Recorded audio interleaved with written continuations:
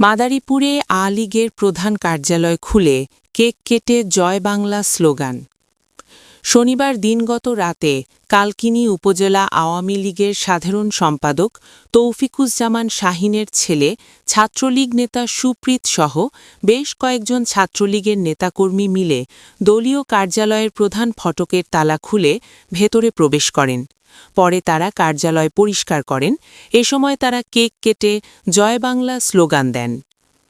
কার্যক্রম নিষিদ্ধ থাকা বাংলাদেশ আওয়ামী লীগের মাদারীপুরের কালকিনি উপজেলার প্রধান কার্যালয় খুলে কেক কেটে জয় বাংলা স্লোগান দিয়েছেন দলটির বেশ কয়েকজন নেতাকর্মী।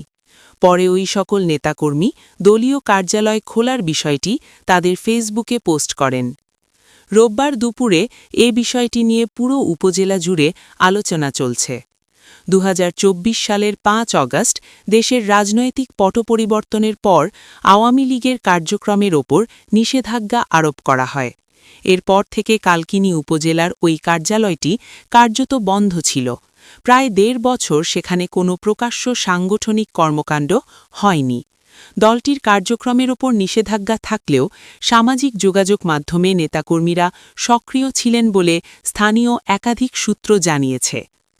স্থানীয় সূত্রে জানা গেছে, শনিবার দিনগত রাতে উপজেলা আওয়ামী লীগের সাধারণ সম্পাদক তৌফিকুজ্জামান শাহীনের ছেলে ছাত্রলীগ নেতা সুপ্রীত সহ বেশ কয়েকজন ছাত্রলীগের নেতাকর্মী মিলে দলীয় কার্যালয়ের প্রধান ফটকের তালা খুলে ভেতরে প্রবেশ করেন।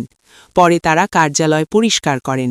এ সময় তারা কেক কেটে জয় বাংলা স্লোগান দেন। এ ব্যাপারে কালকিনি থানার ভারপ্রাপ্ত অধিকর্তা ওসি মোহাম্মদ জহিরুল ইসলাম বলেন, বিষয়টি আমার জানা নেই।